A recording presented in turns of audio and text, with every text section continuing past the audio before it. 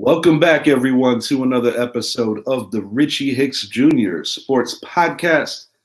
I am your host, Richie, here for an improv show with my guy, Mr. Corey Rain, Yankees Oh, fanatic. Welcome back, buddy. How are you?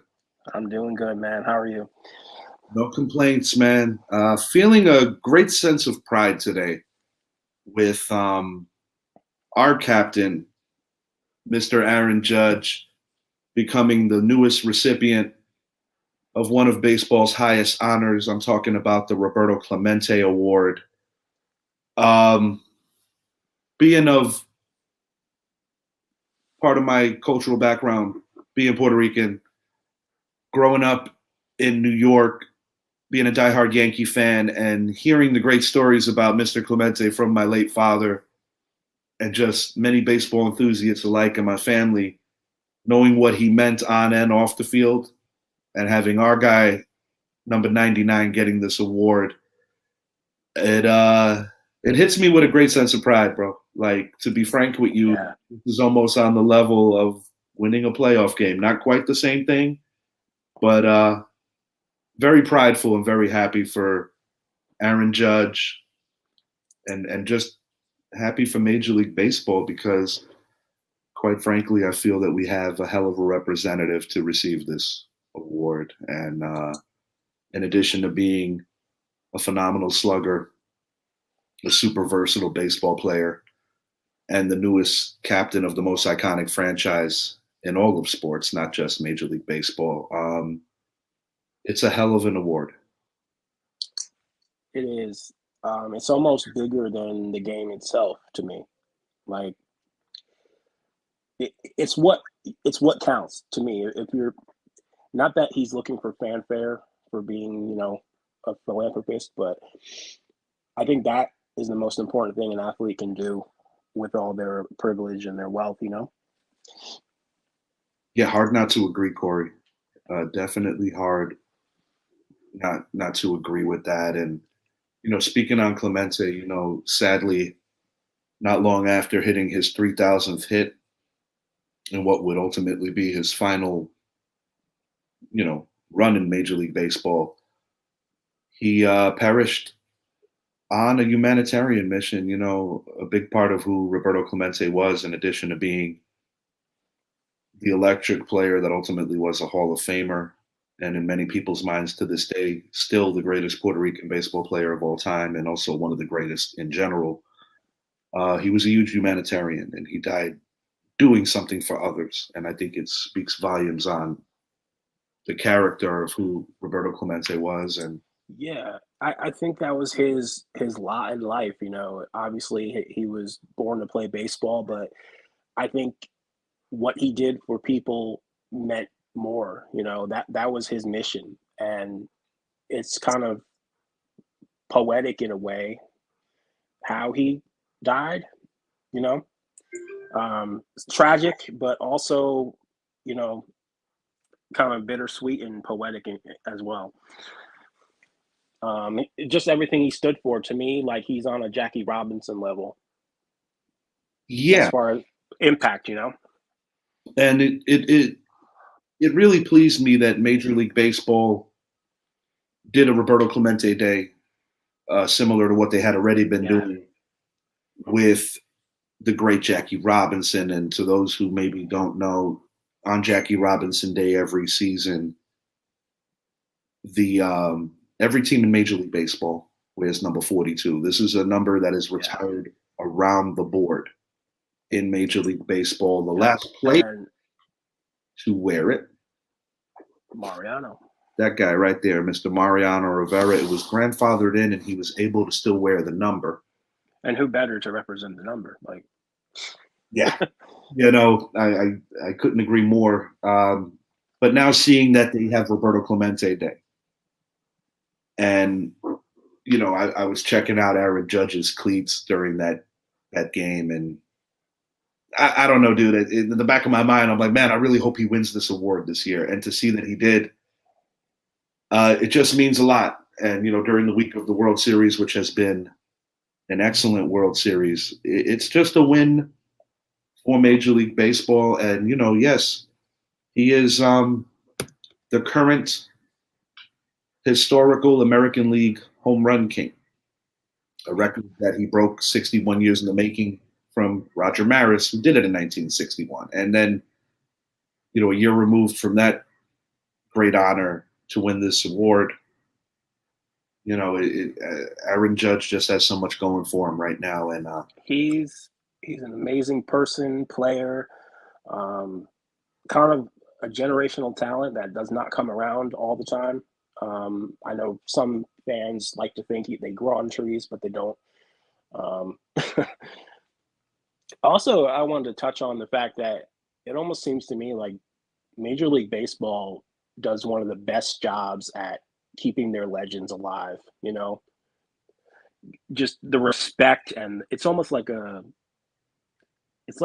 all time honored tradition to really keep their memory and their accolades alive. I don't know about how you feel about it, but they do a great job. well, I mean, when you consider the Field of Dreams game, the very first one Yeah, between the White Sox and Yankees, which ultimately was quite an epic regular season game. was. When you were seeing the likes of like Aroldis Chapman, who was a Yankee at the time, Giancarlo Stanton, Jose Abreu, Tim Anderson, Aaron Judge, walking through the cornfields, it was I don't even I can't put it into words, bro. Right. Like what it looked like, what it felt like. I think it represents, and what the movie Field of Dreams represents is almost like the pastoral nature, the traditional nature of the game that goes beyond like just watching a sport. It's generation to generation. I'm going to interrupt you for one moment. Bills acquire cornerback Rasul Douglas and a fifth round pick from the Packers for a third rounder. We got more NFL updates as we move along. That is a segment on the way. But NFL Wow. trade going on. 7 minutes left in the deadline. We'll see if anything else occurs. But yeah, to wrap this segment, just truly a phenomenal feat. And, being a captain of the New York Yankees, the huge responsibility, in addition to being that dude on and off the field, is also winning. And, as Mm-hmm. many of you know, the New York Yankees are coming off, by their standards, a rather disappointing season. And I'm excited. And you mentioned it to me off air right before we went live about the hot stove burning. And as soon as this World Series is over, we're going to take our baseball attentions to what's going to be happening in the offseason. Yeah. Catchers and pitchers is actually not that far off. We're about to Nope. start November tomorrow. They come back in February. It happens really quick.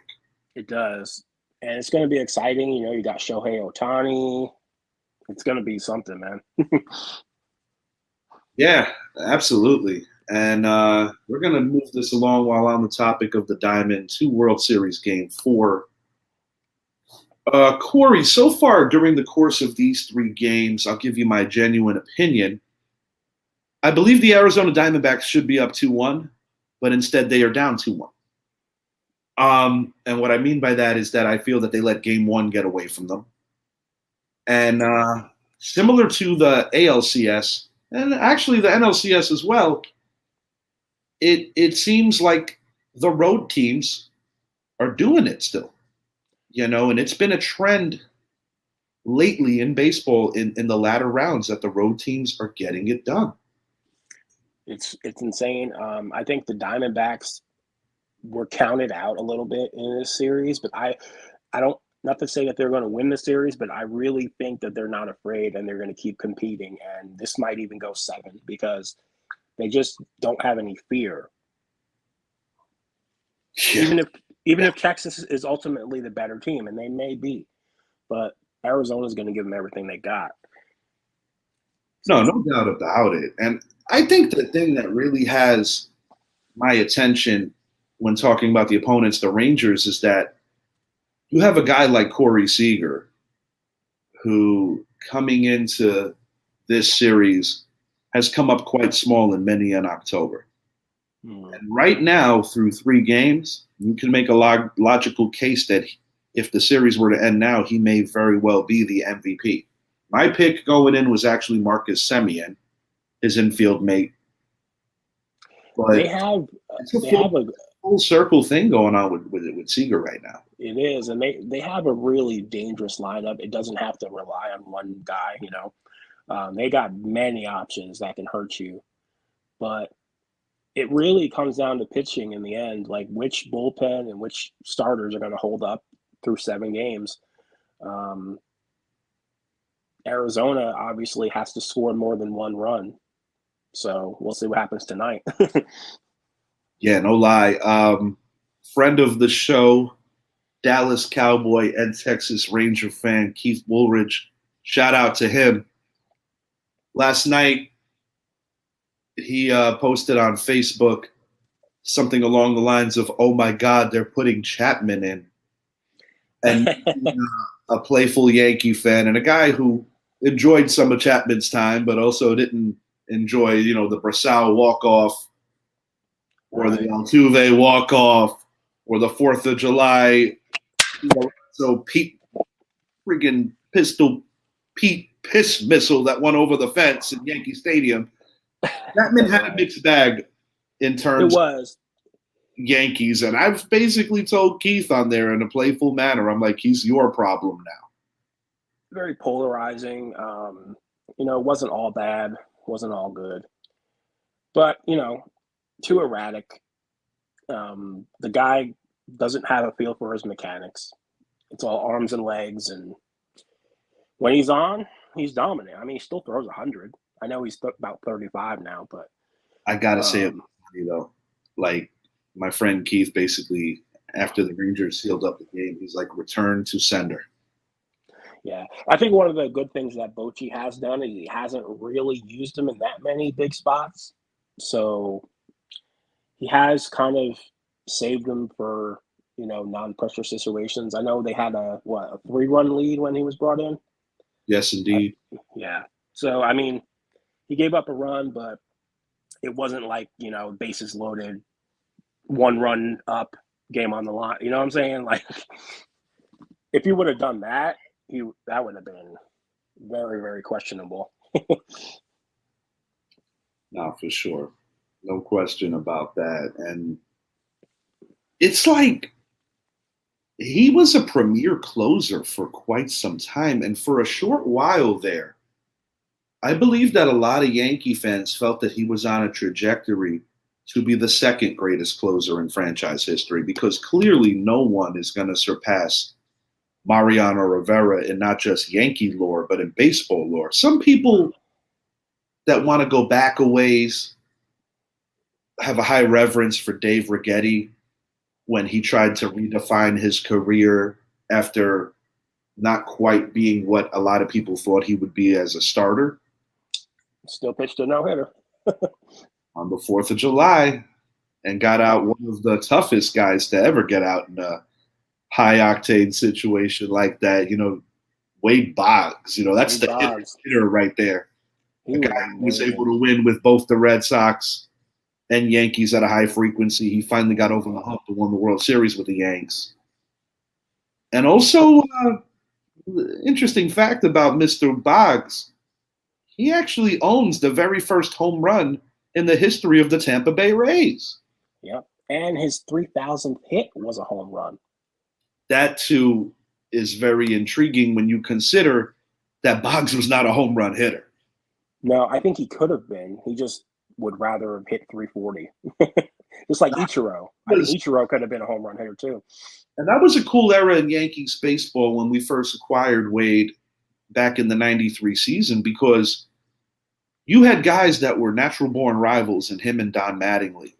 Yeah. And now you had these two dudes at the corners. That was still going back to the beginning of the Yankee rebuild, which ultimately produced 4 world championships in 5 years.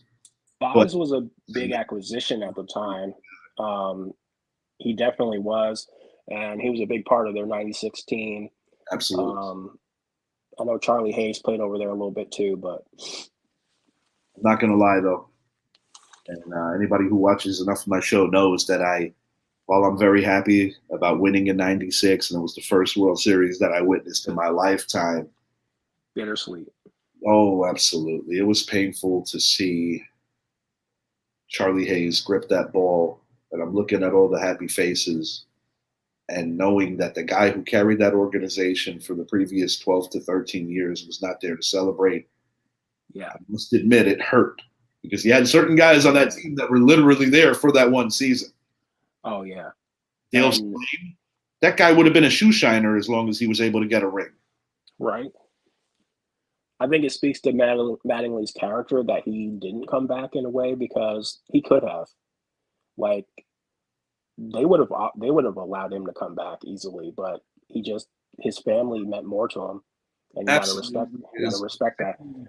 Definitely meant more to him. And I also think from the kind of standard that he put himself on, he did not want to be a player that was ever going to be in some kind of platooning situation because Right.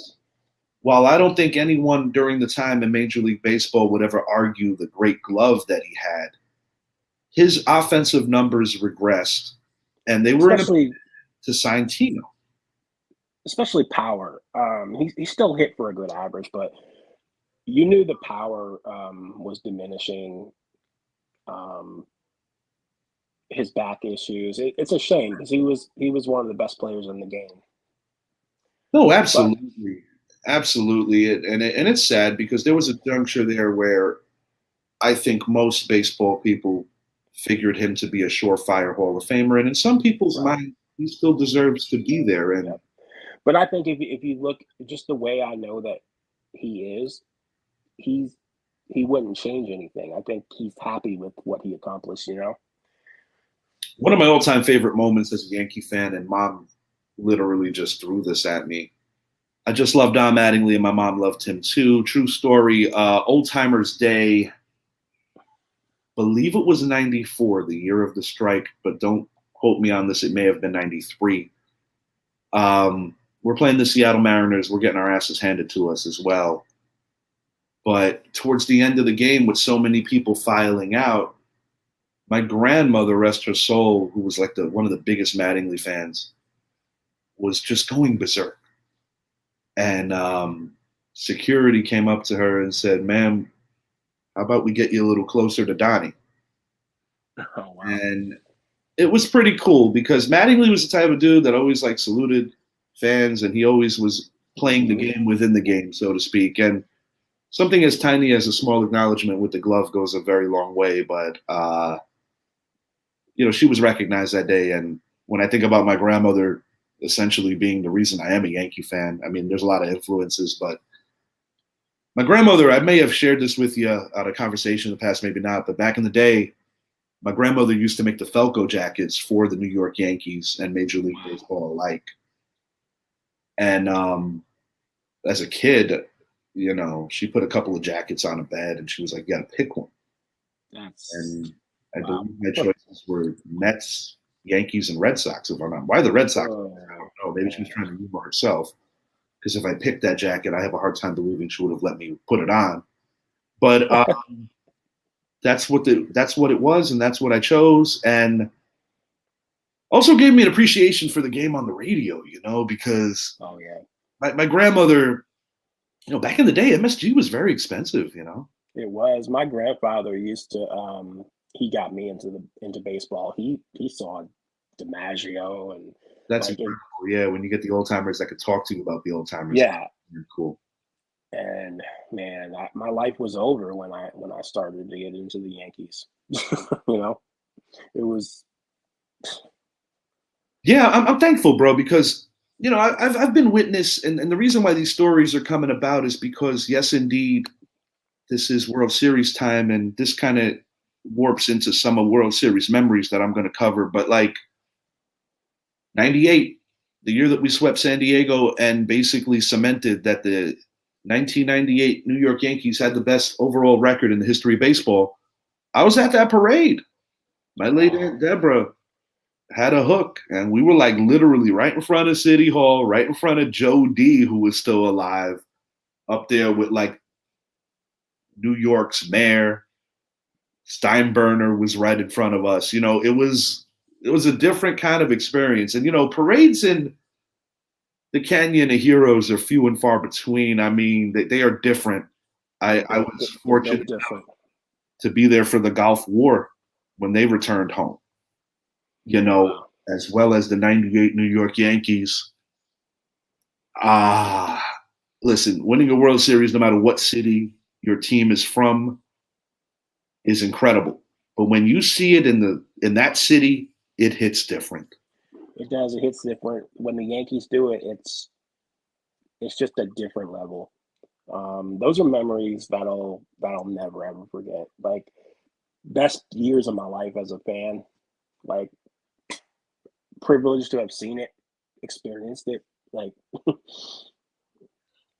amazing. Truly, And and some people took it for granted. You know, truly. I want to give my because mom a shout out too, by the way. She's a little under the weather, but watching the show. So, mom's a trooper. So I just want to say on the air, yeah. Mom, get better. And will you stop doing so much damn work? It's okay to take a day off. You're retired.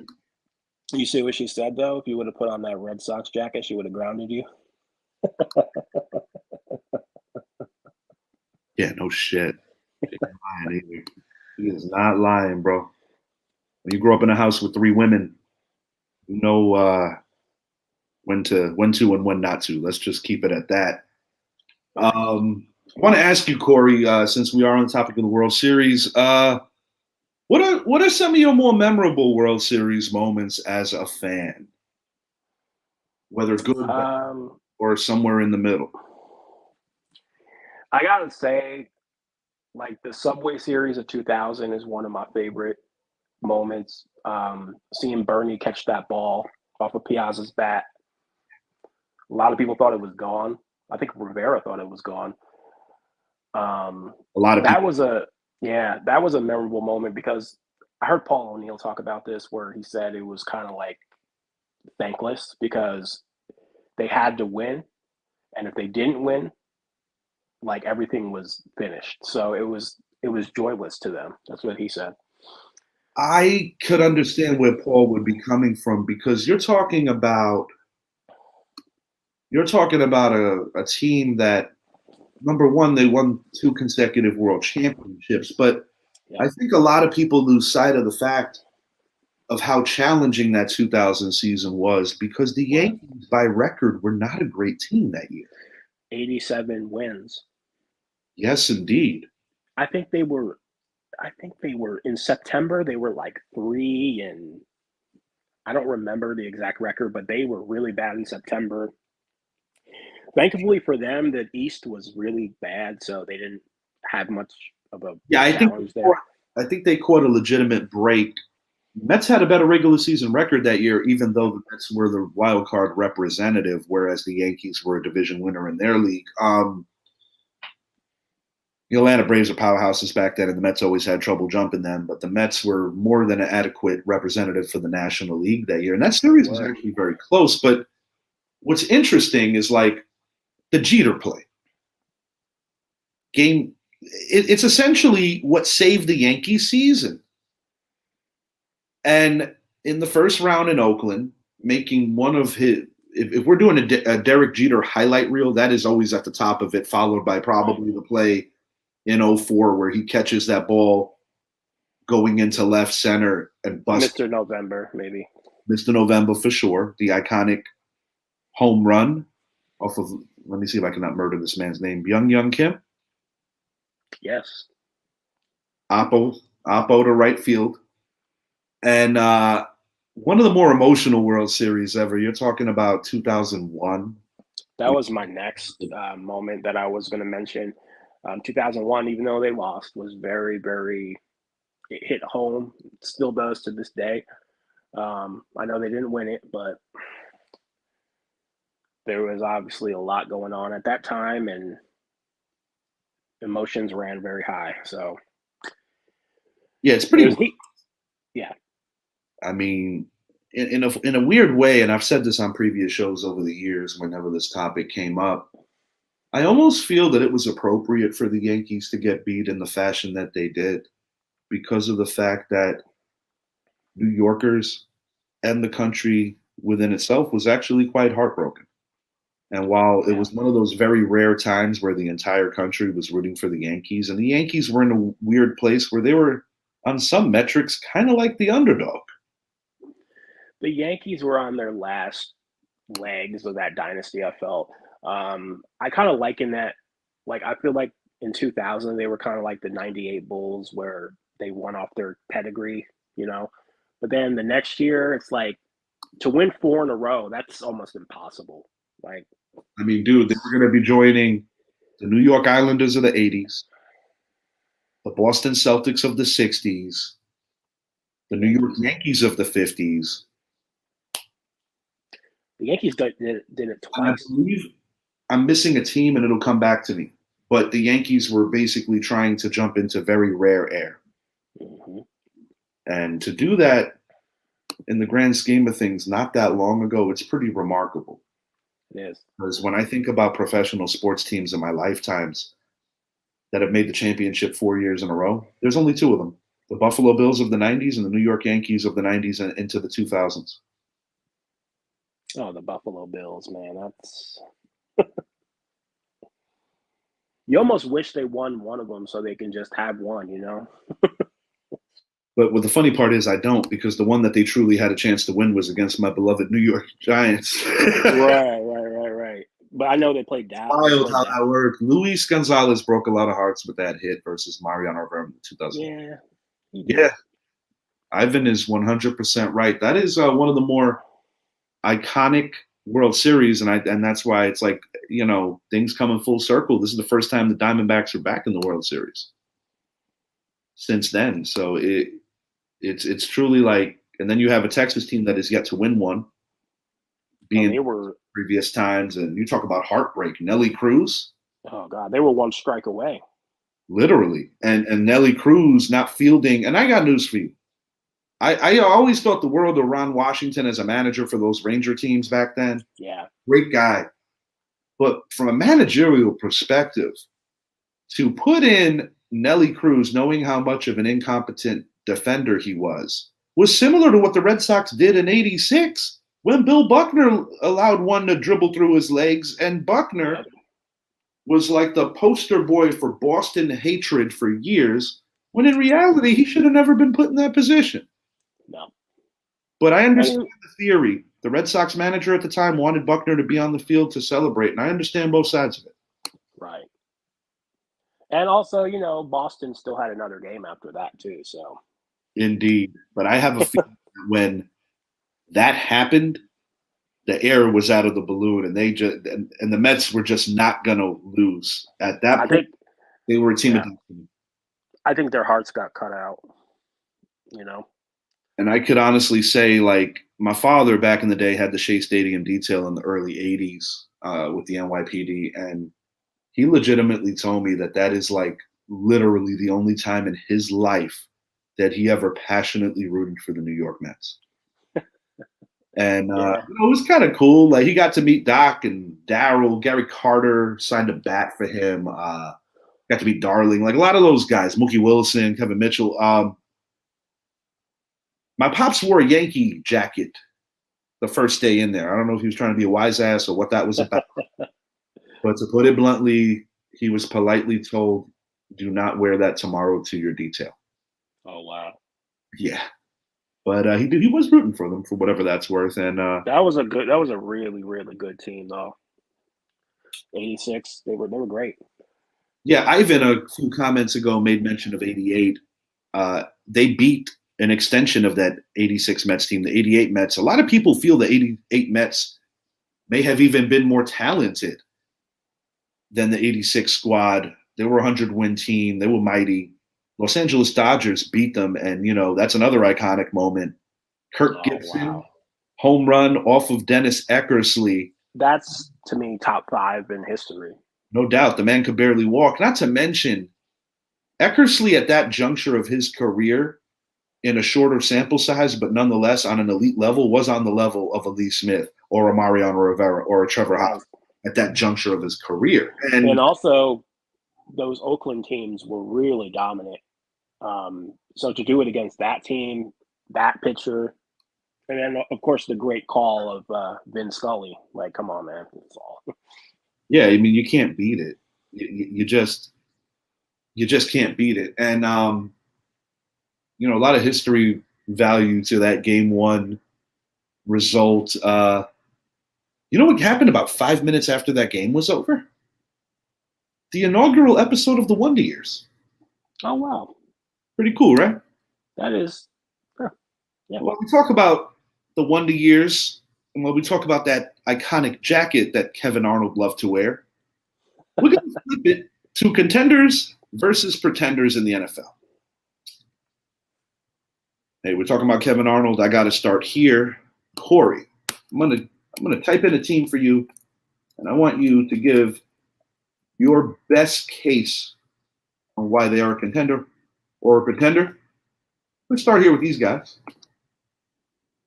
The New York Jets. Contender. I like it.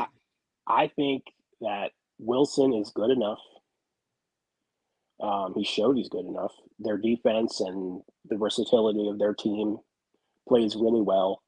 Aaron Rodgers going out did not bury them. They're in every game. Are they going to win the Super Bowl? Nah, maybe not. But you got to respect that they're not just a one-trick pony.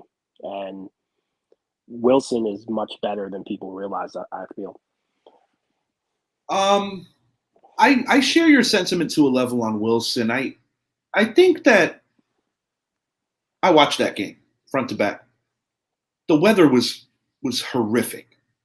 Yes, Wilson couldn't throw the ball well because of the conditions, but he made some big time plays when it mattered most. he did. And on the Giants side, Brian Dable wouldn't even let his third string quarterback so much as even think of throwing the ball. So, in that regard, and to your point about them not folding, I think it shows a mental wherewithal of legitimate toughness that this Jets team has shown over the course of this 2023 campaign. I mean, they were neck and neck with the Chiefs before a very controversial call that won against Sauce Gardner. Yep, Um, absolutely. Now, let me ask you this, since you do peg them to be a contender, and I'm actually with you, despite how ugly that win was over my New York Giants. I actually do share your sentiments. They are 4-3. They are definitely in a position to, at minimum, be a wild card. And I mean, dude, they're only a game behind Miami in the loss column. It's not like it's insurmountable to catch It's anybody, not. but they have a win over Buffalo. That's big. But this is my thing with them. If Aaron Rodgers does indeed return, which it seems like he's making a ridiculously quick recovery from the Achilles thing, first of all, is that real? Do you think he could really come back this year, possibly say December, just before the playoffs kick off? Or do you think that's more of them pipe dreaming? No, I think he could. He's a different kind of athlete. Does it mean that he's going to play well or be effective? Not necessarily, but I think he's going to try. I don't think he wants to go out like this. I really don't. It's kind of like Mariano Rivera getting hurt the year before he retired. He didn't want to go out that way. I think it's a pretty good analogy you just made. And we're both in agreement that the other guys, the Tenants, are indeed a contender. Now, I'm going to ask you, team from the NFC here, because this was my original Super Bowl prediction after I revised what I said on the air. The San Francisco 49ers, who are currently going through a 3-game losing streak, but made a big move today.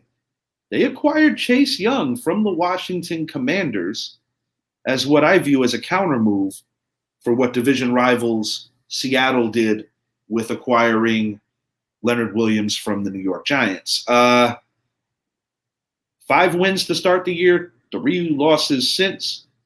They're connecting it to Kittle showing off that cool little T-shirt that he had made. What are your thoughts on the 49ers? I think they're contenders. I do worry about Purdy, though. That is the one question mark I would say. Is he good enough to lead them to a Super Bowl? is he going to make the throws and the plays when the chips are down? You know, everything is great when McCaffrey's being himself, but he's shown some weaknesses the last couple weeks. But I still do believe they're contenders. Their defense, and they have a lot of weapons and so and so. But they have some adversity right now, and this move today means that they're recognizing that. Well put.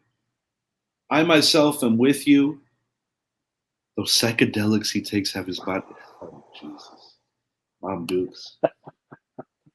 No, I'm with you, Corey, actually, because they are acknowledging that they need some help. This is a team that did lose D'Amico Ryans in the offseason. Not saying that the defense is suddenly crappy, but they have taken a few steps back in terms of for sure. But still no slouch. No slouch by any means. And when you have all-world running back Christian McCaffrey, you always have a chance. I do share your sentiments on Brock Purdy. I do believe that now that he's finally experienced a true losing streak after only losing the NFC title game in a game that he really didn't play in, we're going to find out what Purdy is made of, because this is the first time he's really had to deal with adversity. I have all the faith in a coach like a Kyle Shanahan. It's not an accident that this team has been in multiple title games over the course of the last 4 to 5 years with, a guy like Jimmy Garoppolo, who last night, if you saw him play, you're like, this dude was a game away from the Super Bowl? Right. Kind of hard to believe. Shout out to the Detroit Lions. Yeah, man. Really put it on them, and that's our next team. I'll start here on this one. Got to hang out with my cousins from Michigan. My cousin AJ, shout out to him, huge Detroit Lions fan. With the exception of like 1992, this is legitimately the only time in my life where they have like honestly been a true contender. 92, they were a game away from the Super Bowl. They got ruined by the then Washington Redskins, led by the great Darryl Green. On offense, you had Mark Rippon, Art Monk connection. They were one of the best teams ever. The Albertans want to react to the current situation. That would be a good test for them, absolutely. What I like about this Detroit Lions team is that I feel that they take on the identity of their head coach, talking about Dan Campbell. Absolutely. And, just kind of like when you look at collegiately, you're like, damn, I would love to play for a guy like Coach Prime. I would also like to play for a guy like Dan Campbell, because that is the kind of coach that you just legit want to run through a wall for, because he doesn't ask anything out of his players that he's not willing to do himself. And this is a guy that overcame being on the hot seat roughly around this time last year. Exactly. And they play with a grittiness, a toughness. And how about Jared Goff, who some people wrote off not too long ago? Yeah, dude. I actually had this conversation with my cousin last night, saying how when that trade was originally made, a lot of people viewed the Lions as losers because Matt Stafford got the quick accolade by helping the Los Angeles Rams win a Super Bowl. And now you fast forward 2 short years later, Matthew Stafford is getting his ass handed to him week in and week out because the Rams are not a very good team. Shout out Egg. And, he's a real one, though. I'll give him that. He's a real Rams fan. You got to respect that. But he's kind of had a career renaissance with these guys, and I love the combination of Jahmyr Gibbs and David Montgomery. Montgomery's not healthy right now, but when he comes back, he's going to be a huge help for the second half of the year. And that defense is so freaking opportunistic. And how can you not like Anzalone yesterday? That dude, it was everywhere. Insane. He kind of reminded me of the late Pat Tillman, not just on appearance with the golden locks, but I'm talking about like the way that he just got after it. Right.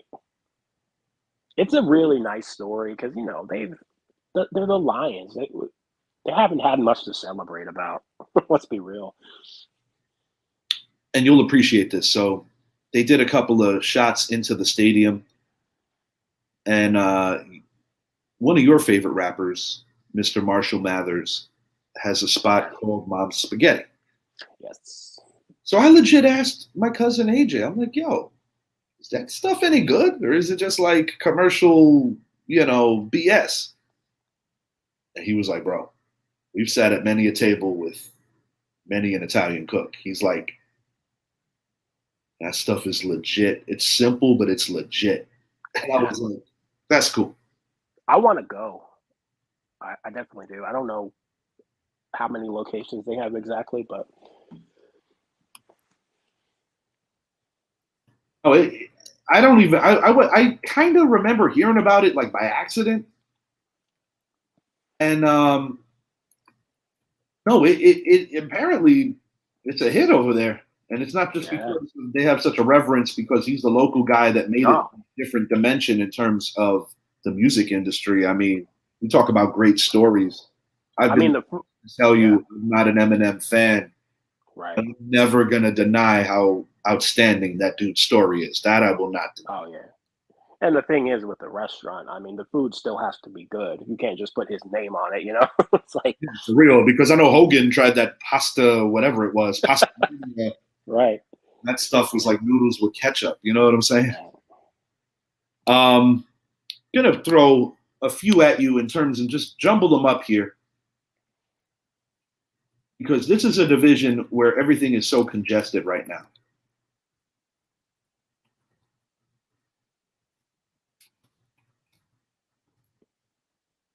All right, AFC North. I'm putting them all together. Oh, Steelers, wow. Browns, Ravens, and Bengals. It's possible that they could all get in, but it's not the most probable that they're all going to get in. I think the evidence shoots that one of these guys are going to miss, maybe even two. I think one's going to miss. I would say Cincinnati would be my pick to miss. Really? Yes. That's interesting. I like it because we have our first disagreement. Sell me on why they're missing. I want to hear this. Um, I don't know. I don't like watch some of their games this year. Um, and I just think they're missing they're missing the mojo. I believe in the Steelers. I know they haven't always been consistent, but they they're going to get it right and be there. The Ravens too. The Browns are actually more gutsy and more um, tough playing than people realize. Yeah, I got to give you that point. Even though they don't have Nick Chubb anymore, which is one of the worst injuries I've ever seen. Yeah, that was terrible. I felt so bad for him, and knowing how hard these guys work, and knowing that that could be his career, I must admit I was pretty worried about if he was going to be okay. Yeah, A reason I find that interesting that you say that is because this team's coming off a signature win at the 49ers, but you kind of alluded to how you think the 49ers are going through it. Maybe yeah. you don't view that victory as crazily I as mean, other fans. it's a Maybe. good victory, but I just think Baltimore is the class of the division. I know people do hate on Lamar at times, but um, the Steelers will probably get in. Browns will hang in there, but ultimately, I think Baltimore is the class. No, I like it. I think it's a pretty reasonable take. I do disagree though. I got the Pittsburgh Steelers missing, and I'll tell you why. While their defense has done more than enough to win a lot of these games, and when you look at their record, it's kind of shocking that they sport the record they do Right. because it's no secret how bad my team, the New York Giants offense is. But I think what Yes. really caught me off guard was noticing that the Pittsburgh Steelers were right next to the Giants and Patriots in terms of offensive inadequacy. Yeah. And that That is the was thing. mind blowing because I know that the Steelers have struggled, but it didn't register with me. Maybe it's because of the winning record, how bad their offense has been. And now you got Kenny Pickett, who got Yeah. dinged up. Mitchell Trubisky did not look good. No, It's interesting, dude. It really is a crapshoot right now in this it division. is. And the Steelers, the only reason why they have the record they do is because they play gutsy. You know, their defense hangs in there. You know, Kenny Pickett has not always been bad. He's had some moments. So, yeah, I think Baltimore just is the best, but anything can happen. Obviously, it's nice to see parity. I would have to say so, and that's one thing the NFL has done a great job of. I mean, going back to last season, it was a season with the most one-score decisions, which the NFL loves in terms of getting their ratings where they need to be and things of that nature. I'll throw a couple more at you, then we're going to wrap this up with giving a little trade deadline talk. Cowboys, Eagles, Seahawks, Chiefs, Dolphins. Are any of these dudes going to the Super Bowl, Corey? The Eagles are. All right.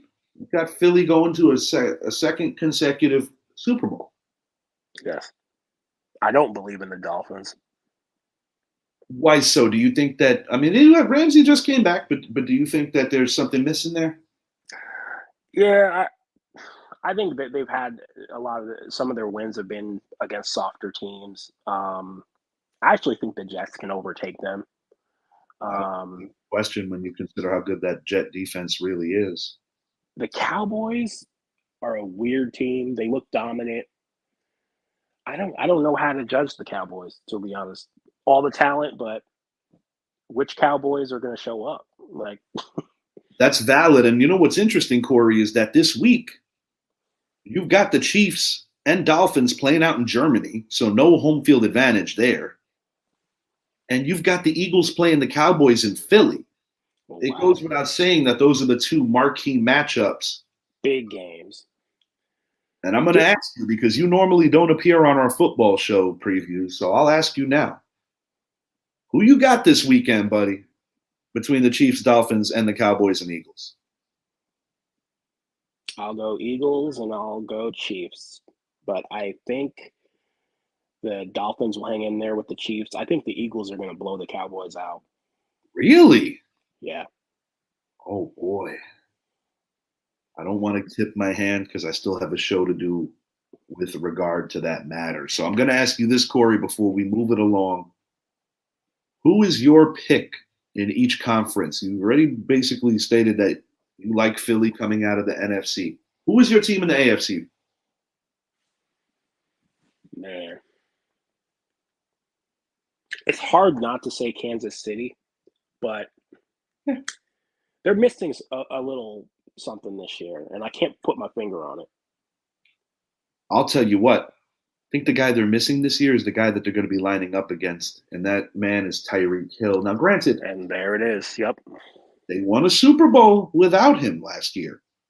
But I feel that offensively, a guy like Juju Smith-Schuster, who looks rather lost and kind of forgotten in the New England impotent offense, in Kansas City, he was incredibly important, and he drew the flag that ultimately won the game. Yeah. I think their offense is not as explosive. They're doing what they have to do. I know they did lose their last game against Denver, but I don't know. It all comes down to the playoffs and what their offense looks like by then. I mean, they have, Patrick Mahomes, so anything is possible there. Yeah. But I don't think they're a shoo-in to win the conference by any means. I'll tell you the truth. I find the AFC the toughest one to figure because I think this Cowboy-Eagle game is lining up to be a classic. I have a vibe that this thing's going to be a classic. As the Dolphins and Chiefs goes, I think, let me just say it. Maybe I'll change my mind on the show because I'm going to go into detail with it. I think the Dolphins are going to win this game. I think it's going to be a much-needed win against a signature opponent because you did make a good point. You said how they don't seem to have those wins against the more elite teams, whereas they kind of have fun against the tomato cans. They need this game. I tend to agree. And from a psychological standpoint, it's also big because the Chiefs, Mahomes was rather sick, and he also had lacerated fingers during the course of the game. Denver played a perfect game, and, it's going to happen occasionally when you play a rival that you're so familiar with. And Russell Wilson can still play quarterback. I mean, he's It was definitely his best game in quite some time, and I think it's got to be encouraging for anyone who is a Bronco fan. And on the topic of quarterbacks, not on the same level, but This was another trade. Josh Dobbs is a Viking after being benched. Arizona made a deal with the Vikings, who most definitely need a replacement for the recently injured Kirk Cousins, who unfortunately is going to be sitting out for the year. Tough. And I want to ask you this, sir. Does this give them a chance to sustain in terms of being very much alive in the NFC wildcard picture? I don't think so. I tend to agree. I do think that while the champion might come out of the NFC, and I'm not even sure if that's the case, I do think that the more congestion and the better quality of overall teams is in the AFC. I liken it to when Michael Jordan won all his championships, but the West was a better conference. I think that's the best way to put it. We also have Montez Sweat going to the Chicago Bears. This one, I understand that he's on a contract year. This one I found kind of weird because I know the Bears need help and love on defense, but I'm like, the Commanders just dealt two really talented players today. They did. And it's like, yo, you guys played the defending NFC champion Eagles to 2 games that were decided by 1 score each time. And I'm like, it's kind of a weird vibe that I'm catching because it's like, I understand that you look about the future, but it's like, you guys are giving up on this year. They are, and maybe they just don't see themselves as true contenders. They probably look at the game against the Giants, or they're like, yeah. Well, it is very strange, though. Not gonna lie. Yeah, with new ownership comes new ideas. I understand that they got a decent haul, but it's like, man, Young and Sweat, this was like supposed to be like your future. Yep. And they haven't had that kind of buzz around this team defensively since you had the late, great Sean Taylor, or a guy who, in my opinion, could have been a Hall of Famer were it not for some horrific injuries, LeVar Arrington. Absolutely.